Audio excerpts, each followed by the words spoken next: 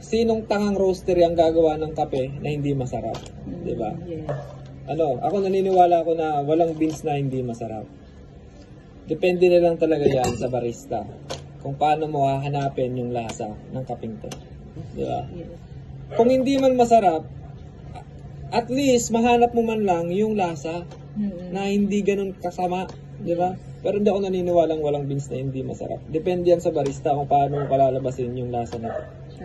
Well, honest review, sir, talagang hindi lahat ng napapanood natin sa YouTube, naguguget, effective across all, across all the learning experience ng tao.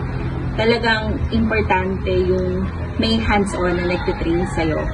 Ako katulad ko today, talagang all throughout, akala ko, ang dami ko nang alam, yung nanonood ako. Yes, given na talaga marami kang matututunan ahead, pero iba pa rin yung may hands-on na taong nagtitrain sa'yo.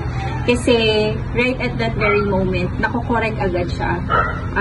Hindi nasasayang yung mga ingredients mo. Kasi bibigyan ka niya ng, katulad nyo, binigyan nyo ako ng way on how to be more efficient, yung cost savings, diba? Sobrang na-appreciate ko yun. Ang dami ko natutunan.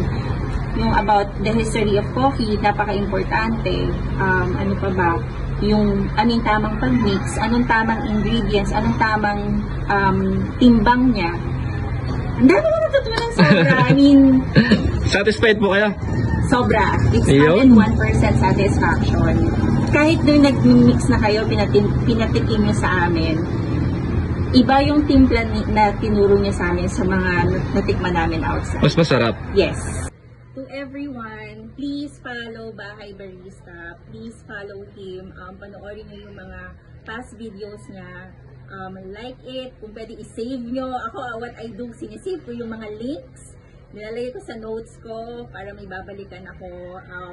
And if you can find time, magtabi kayo ng konti para, alam niyo yun, magpaturo kayo sa kanya in actual. It's very important na merong taong expert talaga in terms of, coffee making. Hindi basta-basta yung taong magtuturo sa inyo.